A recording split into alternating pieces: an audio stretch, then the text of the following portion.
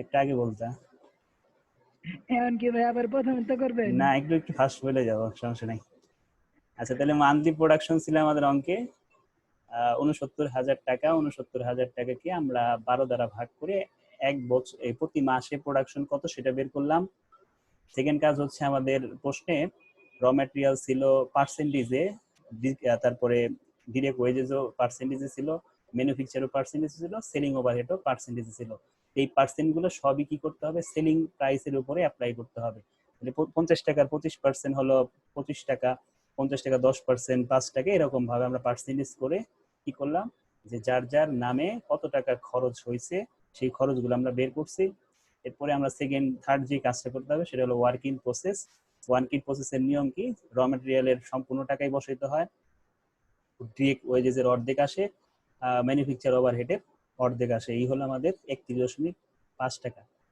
এরপরে আমাদের কি করতে হয়, ফিনিশ গুডস। ফিনিশ গুডস সব 100% করে আসবে, অর্থাৎ র ম্যাটেরিয়ালের 25 টাকা, ডিরেক্ট ওয়েজেসের 5 টাকা, ম্যানুফ্যাকচার ওভারহেডের 8 টাকা। এই হলো কত, 38 টাকা। তো এই তিনটা খরচ ছাড়াও অতিরিক্ত আরেকটা আমাদের খরচ ছিল সেলিং ওভারহেড, এটা বিক্রয়ের সাথে রিলেটেড, এই জন্য অ্যাকাউন্ট রিসিভেবল এটা আসবে। অর্থাৎ 40 টাকা হচ্ছে আমাদের অ্যাকাউন্ট রিসিভেবলের টাকা। আর অ্যাকাউন্টস পেয়েবল অলওয়েজ র ম্যাটেরিয়ালের রেটে হয়, 25 টাকাই বসাইছি। আর ফিনিশ গুডস আমাদের বলছিল যে টার্ন ওভার দেওয়া ফিনিশ গুডস এর, অর্থাৎ stock turn over ratio, stock turn over ratio দিয়ে আমরা ফিনিশ গুডস কে বুঝবো। এক বছর, যেহেতু বছরের অঙ্ক, আমরা এক বছর অর্থাৎ 12 মাসকে আমরা 4 দ্বারা ভাগ করলে আমরা বুঝতে পারতেছি যে 3 মাস অন্তর অন্তর আমাদের স্টকে যেই মজুদ থাকে সেটা শেষ হয়ে যায় ফিনিশ গুডসটা। তো এই জন্য আমরা কি করলাম, 3 মাস, এটা সময়টা দেওয়া ছিল না, এটা বের করে নিয়েছি। বাকিগুলার আমাদের টাইম গুলো কোশ্চেনে দেওয়া আছে। তো আমরা এখন সলিউশনে যাই। যে চারটার মধ্যে আমাদের নিয়ম কি, আগে আমরা কি বলছিলাম যে এই নামগুলো আগে বসাই ফেলবো। ভাই স্ক্রিনটা একটু মাঝামাঝি টানেন। আচ্ছা, ঠিক আছে, হয়েছে? হ্যাঁ ভাই ঠিক আছে। আচ্ছা, আমরা ওয়ার্কিং ক্যাপিটালে আমরা কি বলছিলাম, র মেটেরিয়াল সবসময় থাকবে, এটা মিস যাবে না। র মেটেরিয়ালটা আমরা বসালাম, আমরা প্রতি মাসে 5,750 ইউনিট বের করছিলাম, এই জন্য 5,750 বসাইছি। সবার সামনে 5,750 বসাইছি। Working process, finish goods, account receivable, accounts payable, wages, other যত এক্সপেন্স ছিল, অর্থাৎ ওভারহেড যেগুলো, ওগুলোকে সবগুলোকে আদার্স এক্সপেন্স হিসেবে ডাকা হয়। তো এইটার আমাদের লিখছি আমরা এখানে। তুমি চাইলে অ্যাডমিনিস্ট্রেটিভ আর সেলিং কি বলে ম্যানুফ্যাকচার ওভারহেড আর সেলিং ওভারহেড আলাদা আলাদাও দেখাইতে পারো, অথবা 8 টাকা আর 2 টাকা করে, অথবা শুধু ওভারহেড নাম দিয়ে দুইটা একসাথে আমরা এখানে 8 টাকা ছিল ম্যানুফ্যাকচারের, 2 টাকা ছিল সেলিং এর। এটা আমরা এখানে আবার ভেঙে দেখাই দিচ্ছি বুঝার সুবিধার্থে। ঠিক আছে, তুমি চাইলে এখানে দুইটা নামে লিখতে পারতা, ম্যানুফ্যাকচার ওভারহেড আর সেলিং ভাই ওভারহেড। আলাদা আলাদা আলাদা আলাদা যদি না লেখে তো প্রবলেম নেই। না না, রেজাল্ট তো এটাই হবে। হ্যাঁ, সমস্যা নাই, কারণ রেজাল্ট তো এটাই আসবে, দুইটা যোগ করলে 57,500 আসবে। যেহেতু ওভারহেড দুইটার নামে ছিল, এই জন্য আমরা ওভারহেড লিখছি এখানে, আর আগের অংশটুকু লিখিনি। তো এরপরে আমরা কি সবার রেট বসাইছি না। র মেটেরিয়ালের রেট বসেছিল 25 টাকা, ওয়ার্ক ইন প্রসেস ছিল 31.5 টাকা, ফিনিশ গুডস ছিল 38 টাকা, অ্যাকাউন্টস ছিল বলে 40 টাকা, অ্যাকাউন্টস পেয়েবলে 25 টাকা, ওয়েজেস প্রশ্নে ছিল 5 টাকা, ওভারহেড দুইটা ছিল, দুইটা যোগ করে 10 টাকা। আর কনভার্সন পিরিয়ড গুলো আমাদের কোশ্চেনে দেওয়া আছে। ঠিক আছে, একদম সর্বশেষ আমাদের বলছিল কন্টিনজেন্সি বা সেফটি মার্জিন রাখতে 10%, সরি 15%, অর্থাৎ এই টাকার উপরে আমরা 15% করে দিছি ডিরেক্ট। ঠিক আছে, এই ছিল আমাদের অঙ্ক। একদম ইজি অঙ্ক ছিল, এটা বাসায় করে নিবা। যেগুলো একটু জটিল ওইগুলো আমরা এখানেই করাই ফেলবো। ঠিক আছে, তো এরপরে আমরা যাই পরের অঙ্কে।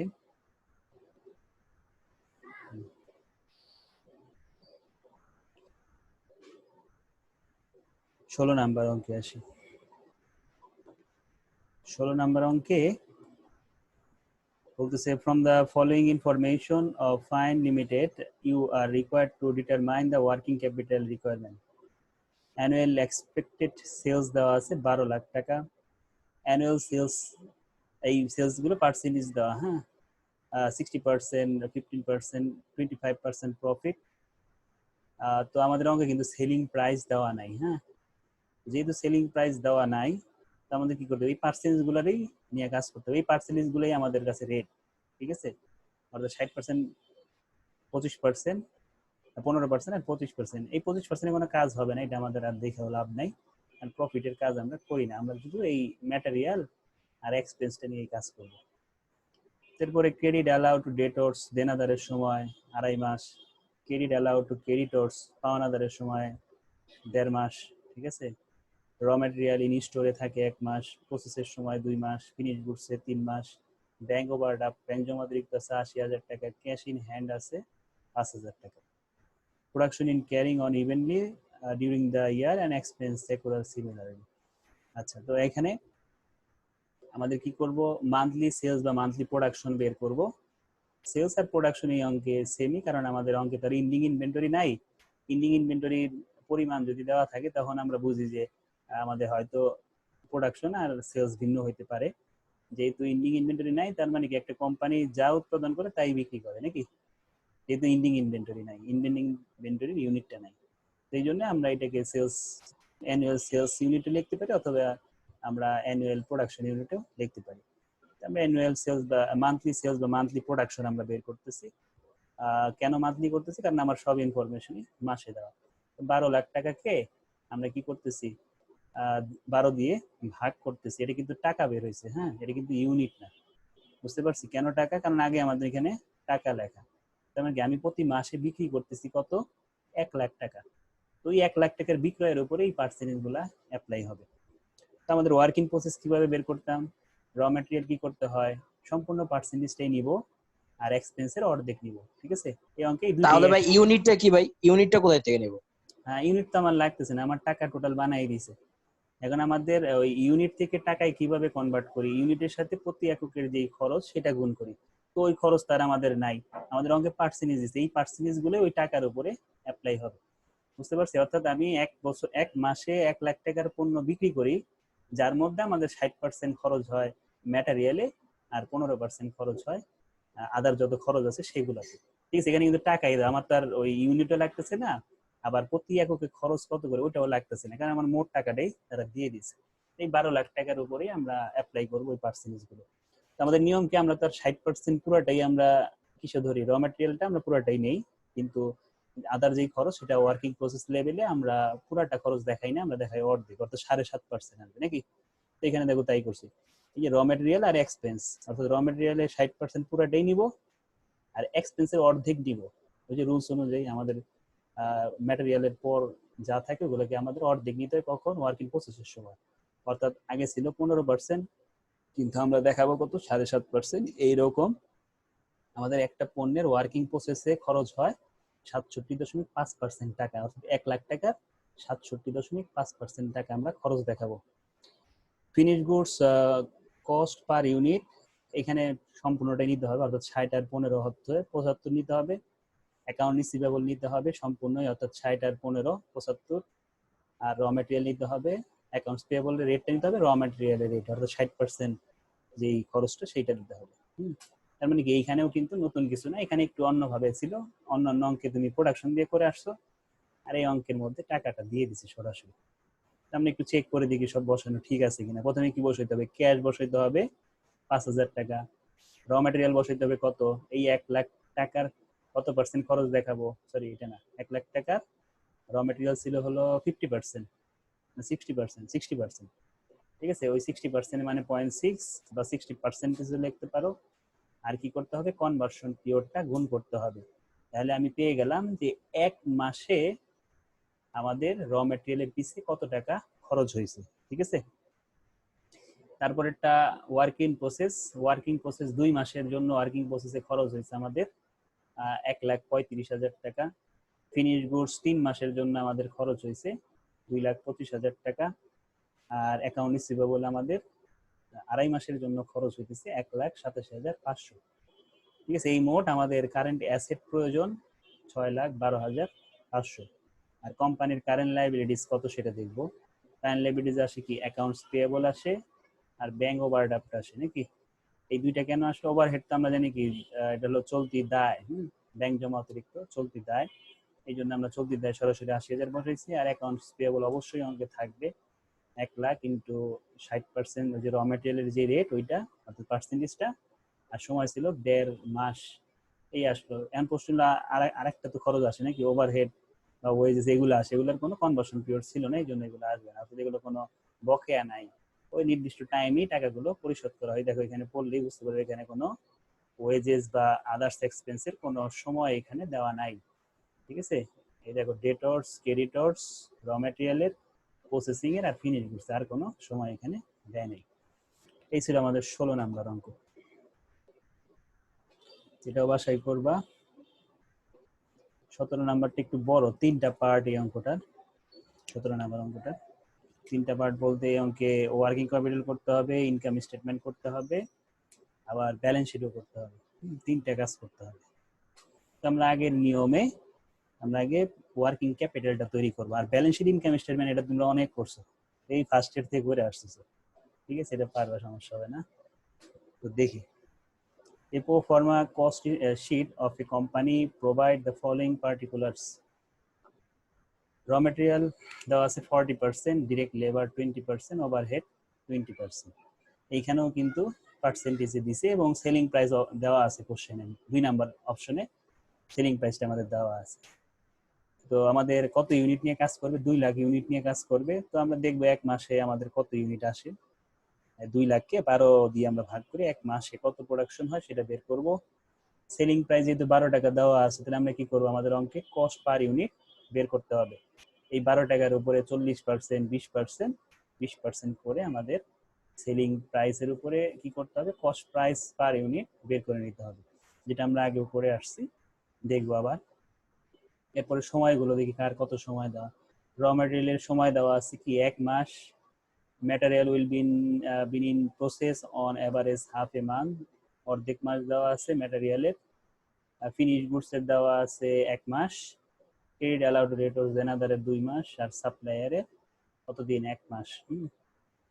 You may assume that sales and production follow a constant pattern. You are required to prepare a statement of working capital requirement, forecast a profit and loss account, and the balance sheet. Balance শিটের কিছু item আবার এখানে দিয়ে দিচ্ছে।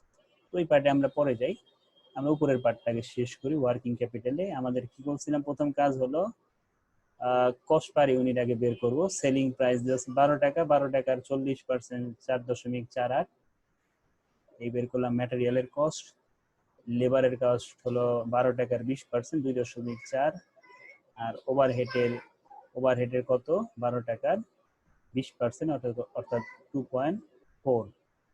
এই হলো মোট 9.6 টাকা। এরপরে আমরা কি করব,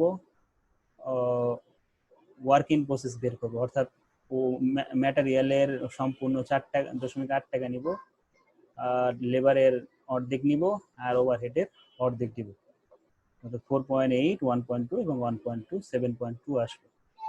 ফিনিশ গুডসেও কি করতে হয়, সম্পূর্ণ টাকা নিতে হয় না, আমাদের 9.6 আসবে, অ্যাকাউন্ট রিসিভেবল 9.6 আসবে, আর অ্যাকাউন্টস পেয়েবলে 4.8 আসবে।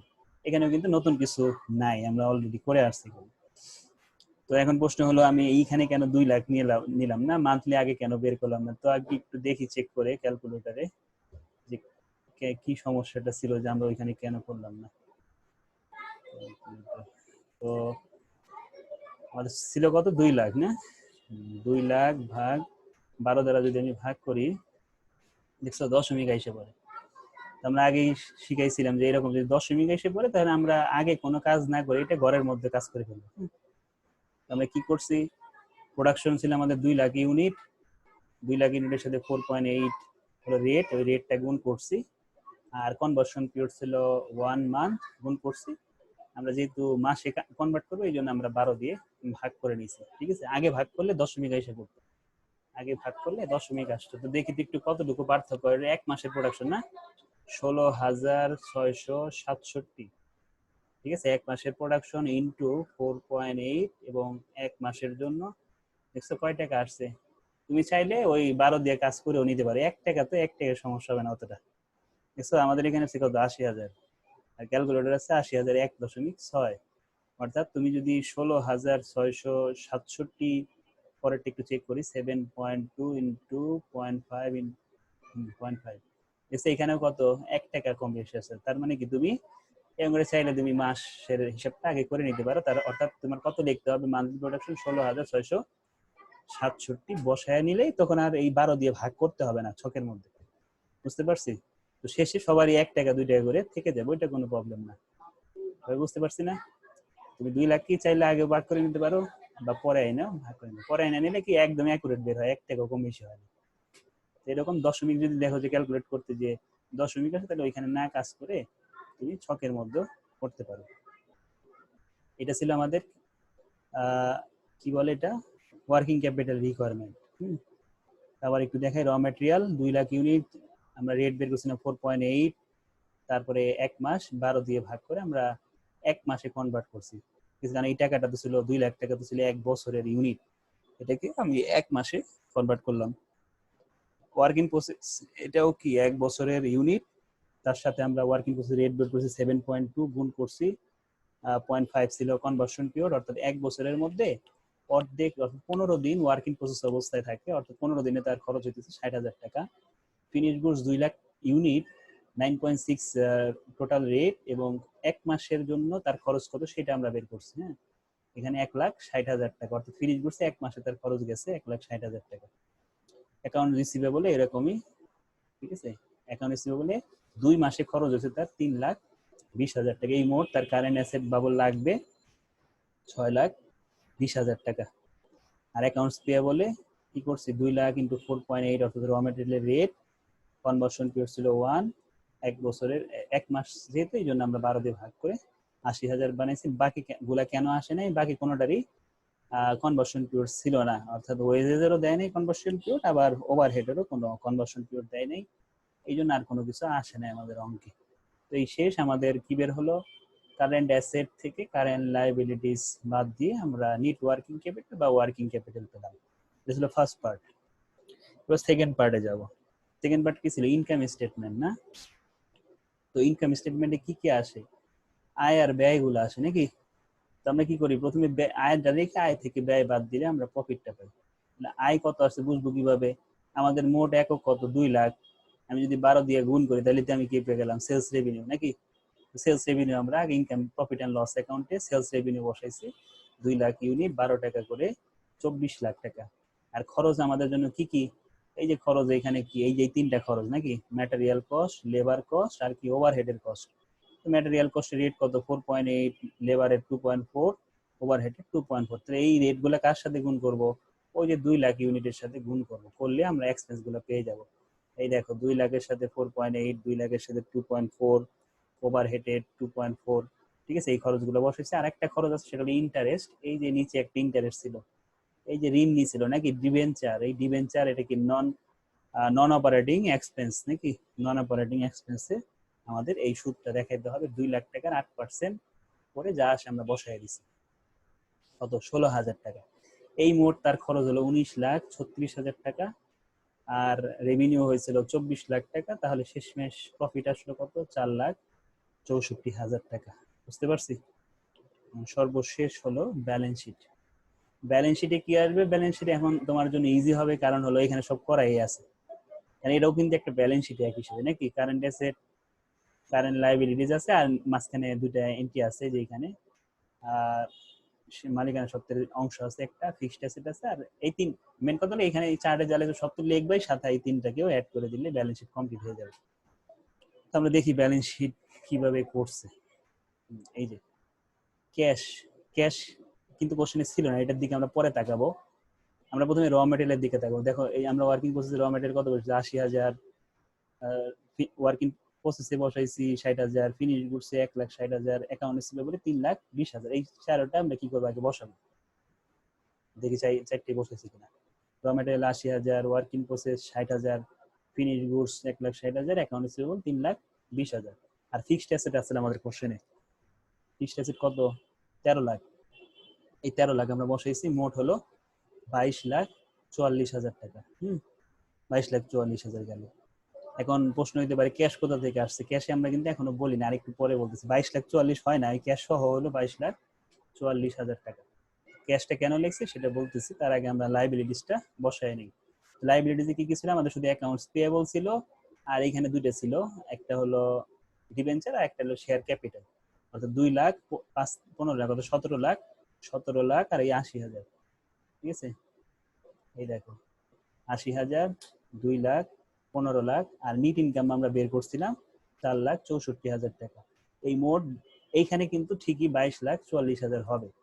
এখন প্রশ্ন হলো দুইটা জিনিস হইতে পারে, অ্যাসেট পাশও কম হইতে পারে, লায়াবিলিটিস পাশও কম হইতে পারে। তো আমরা এই জন্য কি করব, দুইটা পাশে আগে যোগ করে দেব, কোন পাশের যোগফল বড় সেই পাশটা আমরা আগে বসাবো। এই অঙ্কের মধ্যে লায়াবিলিটিস পাশ বড় ছিল, এই জন্য লায়াবিলিটিস পাশ আগে যোগ করছি।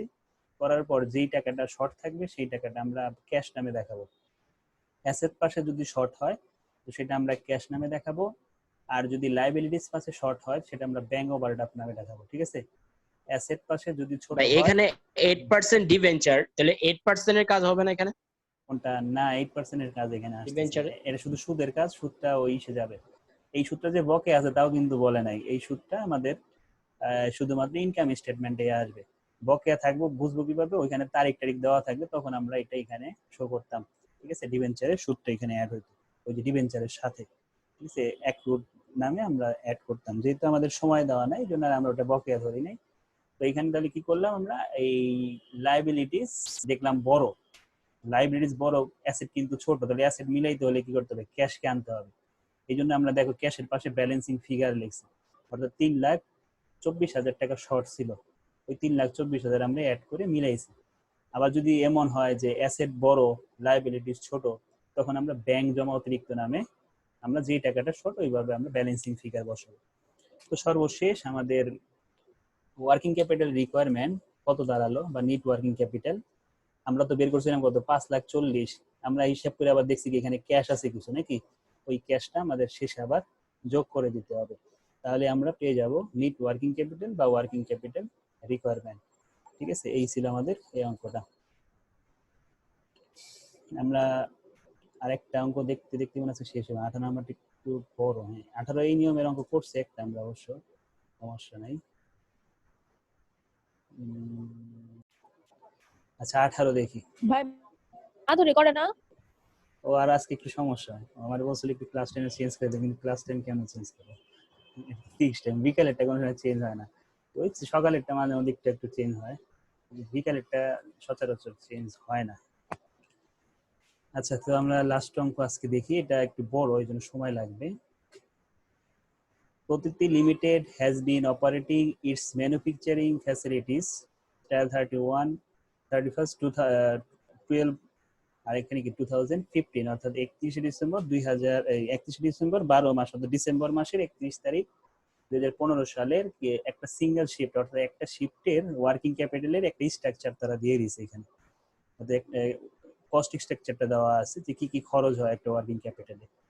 তো প্রথমেই বলছে যে ক্যাশ কস্ট অফ ম্যাটেরিয়ালে যায় তার 6 টাকা, ওয়েজেসে যায় 5 টাকা, ওভারহেডে যায় 5 টাকা, প্রফিটে যায় 2 টাকা। এই মোট তার বিক্রয় মূল্য হলো একটা পণ্যে 18 টাকা করে। ঠিক আছে, তো ভিতরে কি আছে একটু পরে যাইতেছি, যে ফিক্সড বা 80% 40% কি সেগুলো আমরা পরে যাব।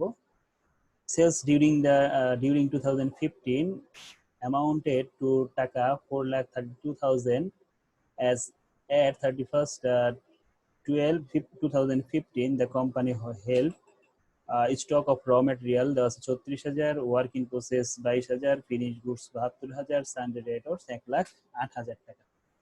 তো বলতেছে কি যে 2015 সালের শেষে দেখতেছে 4,32,000 টাকা তার মোট বিক্রয়। আমি এই 4,32,000 যদি 18 টাকা করে ভাগ করি তাহলে আমি কি পাবো, ইউনিটটা পেয়ে যাব নাকি, প্রোডাকশন ইউনিট বা সেলিং ইউনিট পেয়ে যাব, এক বছরে মোট কত ইউনিট তৈরি হয়েছিল বা বিক্রি হয়েছিল। তার মানে আমাদের প্রথম কাজ কি, প্রথম কাজ হলো প্রোডাকশন ইউনিট বের করা। 4,32,000-কে 18 দিয়ে ভাগ করে আমরা আগে প্রোডাকশন ইউনিট বের করবো, এটা এক বছরের প্রোডাকশন বের হবে। তো আমাদের কনভার্সন পিরিয়ড গুলো আমরা সামনে পড়লে দেখো সবই মাসে দেওয়া, তো এই জন্য পরবর্তী সেকেন্ড কাজ হবে এটাকে মাসে কনভার্ট করা, অর্থাৎ মান্থলি প্রোডাকশন বের করা।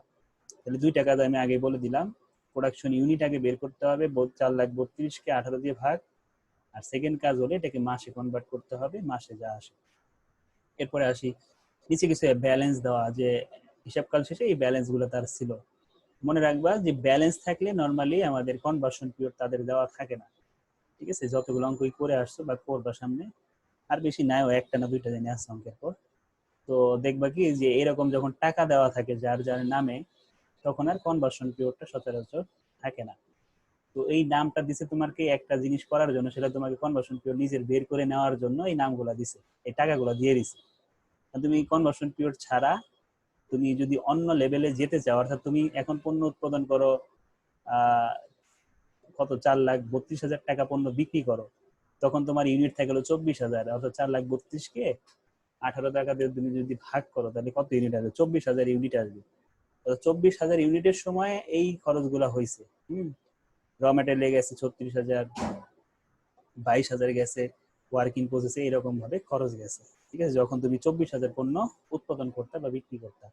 কিন্তু তোমার যদি প্রোডাকশন বাড়ে বা কমে, তখন তার এই খরচগুলো কিন্তু এরকম থাকবে না, তখন এই খরচগুলো চেঞ্জ হয়ে যাবে। আর এই খরচ চেঞ্জ করার জন্য আমার অবশ্যই কনভার্সন পিরিয়ড লাগবে। কনভার্সন পিরিয়ড ছাড়া এই ক্যালকুলেট গুলো আমরা করতে পারবো না, মানে অন্য লেভেলে পারবো না। এই লেভেলেরই যদি অঙ্ক করতে বলে তাহলে কিন্তু এইটাই দেখে দেখে আমরা হুবহু দেখে বসাই দিলে আমার ওই রেটও দরকার নাই, কনভার্সন পিরিয়ডেরও কোনো দরকার নাই, যেহেতু এগুলো টাকায় দেওয়া, এগুলো আমরা সরাসরি বসাই দিতে পারতাম।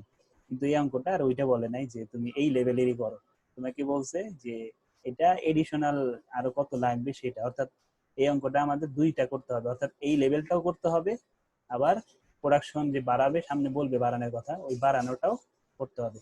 তো দুইটার রেজাল্টের যে পার্থক্যটা হবে, অর্থাৎ দুইটা ওয়ার্কিং ক্যাপিটাল বের হবে অঙ্কে, একবার এই লেভেলের অর্থাৎ 24,000 ইউনিটের, আবার বাড়ানোর পরে যেটা হবে ওইখানে আবার আরেকটা ওয়ার্কিং ক্যাপিটাল বের হবে।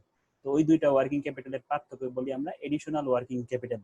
অর্থাৎ একটা লেভেল থেকে আর একটা লেভেল যাওয়ার পরে অতিরিক্ত কত টাকার ওয়ার্কিং ক্যাপিটাল প্রয়োজন সেটা আমাদের বের করতে বলবে। তো দেখি কি বলছে। তার মানে এই 4টা টাকা আমি কোন কাজে লাগাবো? কনভার্সন পিরিয়ড বের করার জন্য। In view of increased market demand, it is proposed to double production by working an extra shift. অর্থাৎ কোম্পানির প্রোডাক্টের ডিমান্ড বেড়ে গেছে, তো প্রোডাক্টের ডিমান্ড বেড়ে যাওয়ার কারণে সে নতুন আরেকটা শিফট চালু করবে। অর্থাৎ ওই শিফটের দ্বারা কি হবে? তার প্রোডাকশনটা ডাবল হয়ে যাবে। অর্থাৎ এখন সে 24,000 উৎপাদন করে, কিন্তু সে আরেকটা শিফট চালু করার কারণে সে 42,000 পণ্য, 48,000 পণ্য উৎপাদন করতে পারবে। ডাবল বলছে, অর্থাৎ আগে 24 করছে, এখন হবে 48,000। It is expected that 10% discount will be available from supply of raw material in view of increased volume of business. No change in selling price will be necessary. তো বলতেছে যে এই যে আমরা যে নতুন করে প্রোডাকশন বাড়াবো, প্রোডাকশন বাড়ার জন্য আমাদের কি কিনতে হবে? র ম্যাটেরিয়াল আবার কিনতে হবে নাকি?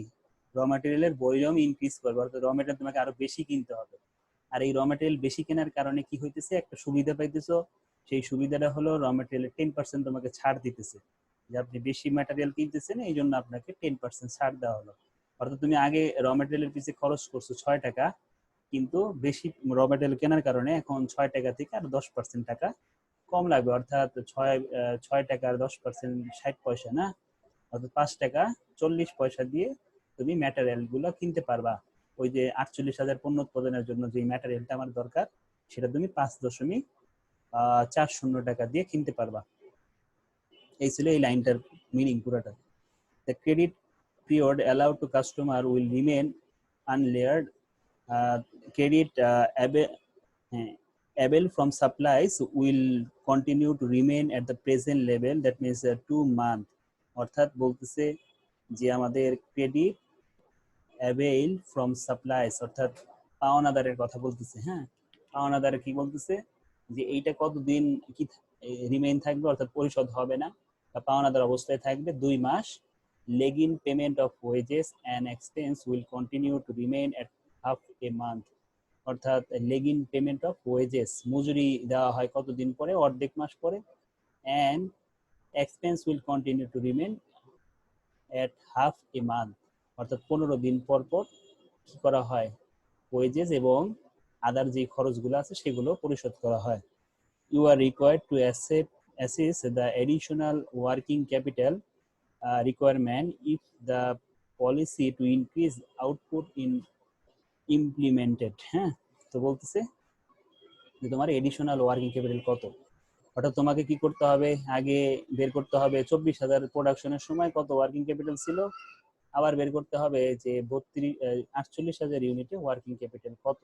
দুইটা লেভেলের ওয়ার্কিং ক্যাপিটালের পার্থক্যটাই হবে আমাদের জন্য এডিশনাল ওয়ার্কিং ক্যাপিটাল। অর্থাৎ দুইটা কাজ করতে হবে। তো আমরা কি শিখছিলাম প্রথমে, আগে এই প্রোডাকশন কত ছিল সেটা আমার অবশ্যই লাগবে। 4,32,000-কে 18 টাকা দিয়ে ভাগ করে আমরা প্রোডাকশন বের করছি 24,000। অর্থাৎ কারেন্ট লেভেলে। তো কারেন্ট লেভেলে মান্থলি প্রোডাকশন কত? 24,000 ভাগ 12, 2,000 ইউনিট। ইনক্রিজ লেভেলে অর্থাৎ দুইটি ডাবল করতে বলছিল, এই জন্য কি হয়ে গেছে 48,000 হয়ে গেছে। আর ইনক্রিজ লেভেলে মান্থলি প্রোডাকশন কত হয়ে গেছে 4,000। বুঝতে পারছি? এটা একদম সিম্পল একটা ওয়ার্কিং করছে, যেভাবে আমাদের করতে বলছে ওইভাবেই করছি। তারপরে আমাদের কি করতে হবে, ওই যে র ম্যাটেরিয়াল কি করতে বলছিল ইনক্রিজ লেভেলে, অর্থাৎ নতুন লেভেলে যে র ম্যাটেরিয়াল কস্ট আর ওই 6 টাকা থাকবে না, সেটা কমায় ফেলতে বলছিল 10%। এই জন্য কত হয়ে গেছে 5.4। ঠিক আছে, 5.40 বা 4। এই টাকাটা যাবে কখন? ইনক্রিজ লেভেলে। কিন্তু এই খরচটা কারেন্ট লেভেলে কিন্তু ওই 6 টাকাই থাকবে, কিন্তু ইনক্রিজ লেভেলে যেটা 5.4 হয়ে যাবে। এরপরে আসি, দুইটা ওয়ার্কিং ছিল, ব্র্যাকেটের মধ্যে ফিক্সড বলা ছিল। তো আমরা এর আগে এমন অনেক অঙ্ক করে আসছি যে ফিক্স থাকলে আমাদের কাজ হচ্ছে কি, প্রোডাকশন যখন চেঞ্জ হয়ে যায় ওয়েজেসের, এই ওয়েজেসের 5 টাকার মধ্যে আমরা আগে দেখবো ভেরিয়েবল কয় টাকা। সবসময় আগে ভেরিয়েবলটা কাউন্ট করবে। এটা তুমি যারা থার্ড ইয়ার আছো ম্যানেজমেন্ট অ্যাকাউন্টিং এ, ওই যে ফ্লেক্সিবল বাজেট বলো আর এই ফিনান্সিয়াল ম্যানেজমেন্টই বলো না কেন, ভেরিয়েবল আর ফিক্সড যেমন এমন পোর্শন দেওয়া থাকবে, অবশ্যই আমরা আগে ভেরিয়েবলটা বের করবো। তো 5 টাকার 60% ভেরিয়েবল, 40% যদি ফিক্সড হয় তাহলে বাকি 60% হলো ভেরিয়েবল কস্ট। তো 60% আসবে 3 টাকা। আমার কিন্তু এখনো 2 টাকা রয়ে গেল নাকি, 2 টাকা কিন্তু 40%-এ 2 টাকা আসে। তাহলে এই 2 টাকাকে একটু চেঞ্জ করতে হবে। কেন চেঞ্জ করতে হবে? আমরা বলছিলাম যে ফিক্সড কস্টের per unit cost production change হলে ওই রেট কস্টটাও চেঞ্জ হয়, অর্থাৎ 2 টাকা আর 2 টাকা থাকবে না। 2 টাকাটা যেহেতু প্রোডাকশন বাড়ছে 2 টাকাটা কমে যাবে। কমানোর নিয়মটা কি বলছিলাম, এখানে তো 2 টাকা বেড়েছে নাকি, 5 টাকার 40% 2 টাকা আসে। তাহলে 2 টাকার সাথে আমরা গুণ করব, এই 2 টাকাটা ছিল কত ইউনিটের সময়? 24,000 ইউনিটের সময়। আমরা বের করবো হলো 36,000 ইউনিটের সময় কত, 48,000 ইউনিটের সময় কত। তো এই কাজটা আমি একটু দেখে নিচ্ছি। ওয়েজেস কস্ট ইনক্রিজ লেভেল, 5 টাকার 60% হলো ভেরিয়েবল কস্ট অর্থাৎ 3 টাকা, আর বাকি 5 টাকার 40% হলো 2 টাকা। এই 2 টাকা খরচ ছিল কিন্তু 24,000 ইউনিট বা 2,000 ইউনিট। 24,000 হলে 1 বছরে, আর 2,000 হলো মাসে। ঠিক আছে, তুমি চাইলে এখানে 24,000 নিচে 48,000 লিখলে 1 টাকাই বের হবে। আবার তুমি যদি 2,000 আর 4,000 লেখো তাও ওই 1 টাকাই বের হবে। তোমার ইচ্ছা, তুমি ইয়ারলিও বসাইতে পারো, মান্থলিও বসাইতে পারো। কারণ দুইটা একক যখন সেম রাখবা তখন রেজাল্টের কোনো পরিবর্তন হবে না। বুঝতে পারছি? 24 ভাগ 48 দাও, দেখবে 1 টাকাই আসছে। 2,000 ভাগ 4,000 দাও, ওই 1 টাকাই আসবে। অর্থাৎ 4 টাকা আমাদের ওয়েজেস বাবদ খরচ হচ্ছে। দেখছো আগে কিন্তু 6 টাকা কত খরচ হলো, আগে খরচ হলো 5 টাকা। আর প্রোডাকশন বাড়ার কারণে কিন্তু ওয়েজেস কমে গেছে। কেন কমছে? কমতো না কিন্তু যদি ওটা পুরোপুরি ভেরিয়েবল থাকতো, ওই 5 টাকা 5 টাকাই থাকতো। যেহেতু এটা ফিক্সড, প্রোডাকশন বাড়ছে, ফিক্সডের কষ্টটা কমে আসার কারণেই তার ওয়েজেসটা কমে গেছে। ঠিক একইভাবে ওভারহেডটাও করতে হবে। ওভারহেডের 20% আমরা কি করবো, আগে এখান থেকে নিব। 5 টাকার 20% কত হয়? 1 টাকা নাকি? 5 টাকার 20% 1 টাকা আমরা নিলাম। বাকি যে 80% ছিল ওটা ফিক্সড। 80%-এ যেটা আসবে ওইটাকে 2,000 দিয়ে গুণ আর 4,000 দিয়ে ভাগ করব। ঠিক আছে, 2 টাকা, তার মানে আগে 5 টাকা ছিল, এখন 3 টাকা হয়ে গেছে প্রোডাকশন বাড়ার কারণে ওভারহেডের কস্টটা। তারপরে আসি ওয়ার্কিং প্রসেস। দুইটা লেভেলেই আমাদের ওয়ার্কিং প্রসেস বের করতে হবে, একটা হলো কারেন্ট লেভেলে, একটা ইনক্রিজ লেভেলে। কারণ কি, ওই যে কনভার্সন পিরিয়ড করতে হবে আমাকে, আবার দুইটা লেভেলেরই ওয়ার্কিং ক্যাপিটাল করতে হবে। ঠিক আছে, তো এইটা কারেন্ট লেভেলে নিব সব পুরনো রেট গুলো, অর্থাৎ 6 টাকা, 5 টাকার অর্ধেক 2.5 টাকা, 5 টাকার অর্ধেক 2.5 টাকা, অর্থাৎ 2.5 5 আর 6 হলো 11 টাকা। দেখো 11 টাকা লিখছি, বুঝছো? কারেন্ট লেভেলে 11 টাকা লিখছি। আর ইনক্রিজ লেভেলে কত হবে? এখানে আসবে সব নতুন গুলো, অর্থাৎ আমরা র মেটেরিয়াল রেট কিন্তু চেঞ্জ করছি। কত করছি? 5.4। এটা সম্পূর্ণটা আসবে, 4 এর অর্ধেক 2 টাকা আসবে, 3 এর অর্ধেক 1.5 টাকা আসবে। দেখো তাই করছি কিনা, বুঝছো? 8.9। একইভাবে ফিনিশ গুডস, ফিনিশ গুডসে কি কোনো অর্ধেক টর্ধেক হবে না, পুরাটাই বসবে, অর্থাৎ 6 পুরাটাই আসবে। এখানে 5 ছিল, 5 আসবে। এখানে কত আসবে? এখানে তো 5 আসবে, 6 লিখে রাখছি। 5 টাকা ছিল তো, যোগ ফল আবার ঠিকই লিখছি, 16 টাকা লিখছি। তো এই হলো আমাদের 16 টাকা কারেন্ট লেভেলে ফিনিশ গুডস। আর ইনক্রিজ লেভেলে 5.4, 2 টাকা তো ছিল অর্ধেক, আর পুরাটা হচ্ছিল 4। আর এইখানে এইখানে আমরা কি ভুল করে রাখছি এটা? এইখানে তো ভুল করে রাখছি, বুঝছো? 1.5 না? হ্যাঁ 1.5। সমস্যা নেই, ভুলগুলো কারেকশন হয়ে যেতেছে করানোর কারণে। এই ছিল আমাদের, দেখো যে 5 এবং 2 এবং 1 যোগ করলে হবে আমাদের কত? হ্যাঁ ঠিক আছে, 8 হয়। হ্যাঁ, 2 আর 1 3, 3 আর 5 8, 8.9। আর নিচে এটাও ঠিক আছে, 5 6 15 16। হ্যাঁ ঠিক আছে, পরে এখানে হ্যাঁ এটাও ঠিক আছে, বুঝতে পারছি। এটি সম্পূর্ণ টাকায় আসলো। এরপরে আমাদের লাস্ট যেটা অ্যাকাউন্ট রিসিভেবল আছে, অ্যাকাউন্ট রিসিভেবলেও আমরা কি হবে, ওই 16 টাকাই এখানে আসবে। এটা ওই যে কপি করা হয়েছে দুপুরেরটা, এই জন্য হুবহু বসায় দিছি। 6 6 ছিল। আচ্ছা, 6 5 5 টোটাল 16 টাকা, ইনক্রিজ লেভেলে 12.4, অর্থাৎ ওইটি দেখে বসায় দিছি। এরপরে অ্যাকাউন্টস পেয়েবল 6 টাকা ছিল র ম্যাটেরিয়াল ইন কারেন্ট লেভেলে, আর ইনক্রিজ লেভেলে 5.4 টাকা। তারপর আমাদের কি করতে হবে, কনভার্সন পিরিয়ড ছিল না 4টা জিনিসের, এই 4টা জিনিসের কনভার্সন পিরিয়ড বের করব। তো নিয়ম হচ্ছে কি, র ম্যাটেরিয়ালের টাকা এই ফর্মুলাটা দিয়ে 4টা বের করবো, একই ফর্মুলা দিয়ে 4টাই বের করবো। দেখো সবার সামনে কিন্তু একই ফর্মুলাই লেখা, দেখছো? পিইউ মানে প্রোডাকশন ইউনিট, সিপিইউ মানে হলো কস্ট পার ইউনিট, আর সিপি মানে কনভার্সন পিরিয়ড।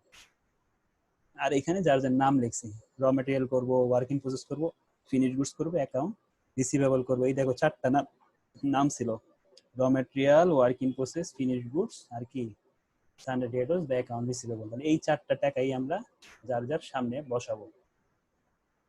36,000, 22,000, 72,000, 10,000, 800, এগুলো সবই কোশ্চেনে দেওয়া ছিল। 10,800 ছিল, এটা একটু চেক করে দেখি, দেখছো এখানে ভুল করে রাখছি, 1,08,000 দেওয়া, সন্দেহ হয়েছিল আগে, 1,08,000 হবে।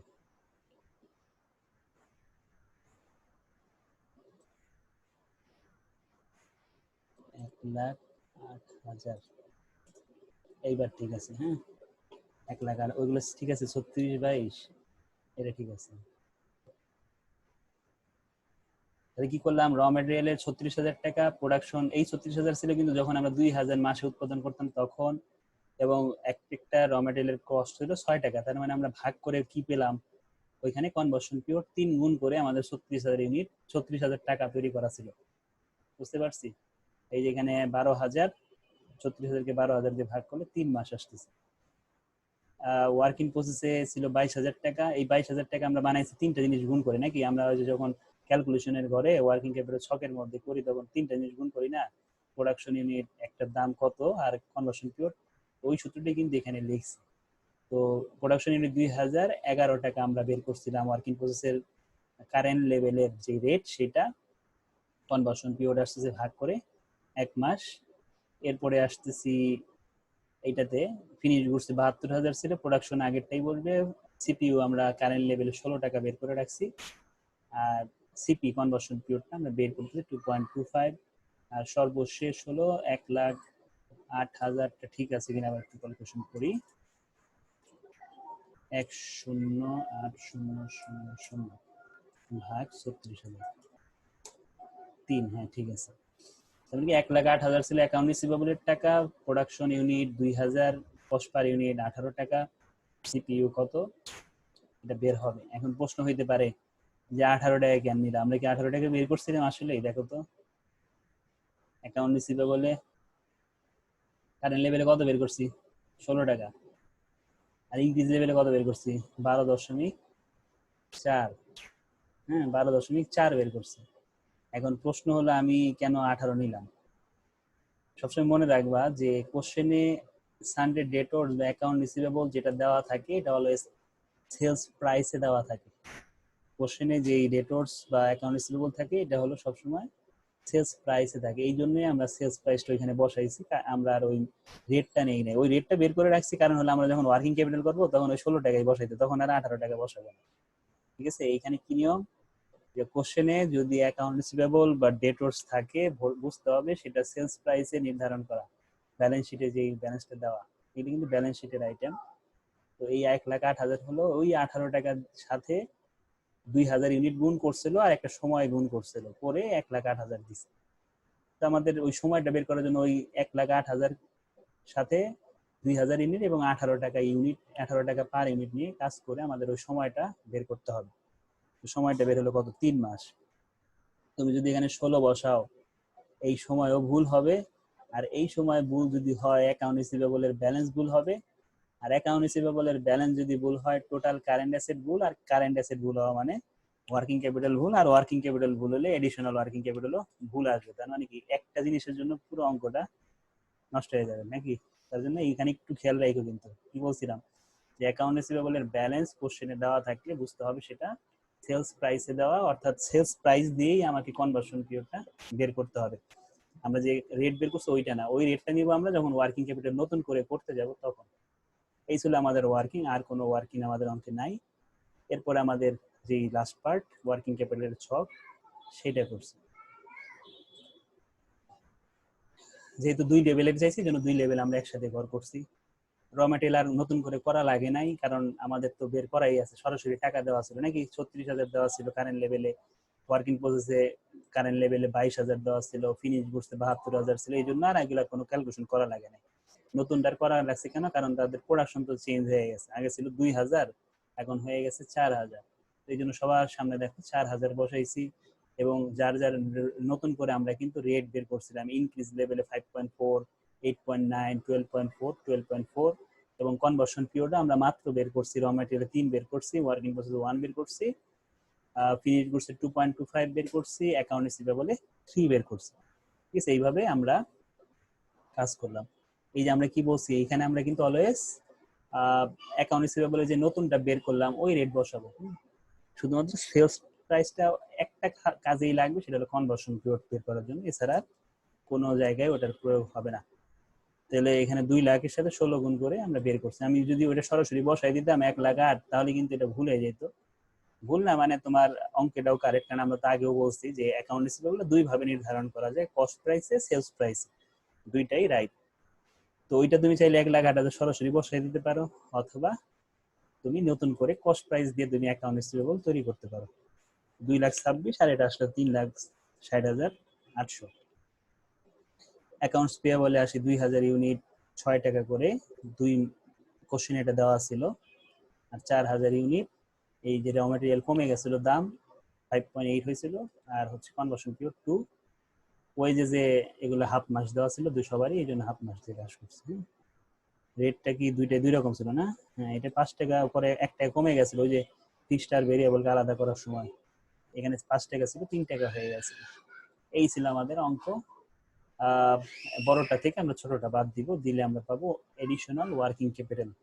তো আমাদের পণ্য উৎপাদন বাড়ানোর কারণে অতিরিক্ত কত টাকা আমাদের ওয়ার্কিং ক্যাপিটাল লাগবে। অর্থাৎ আমরা যদি 24,000 ইউনিট উৎপাদন করি, তাহলে আমাদের ওয়ার্কিং ক্যাপিটাল লাগছে 1,92,000।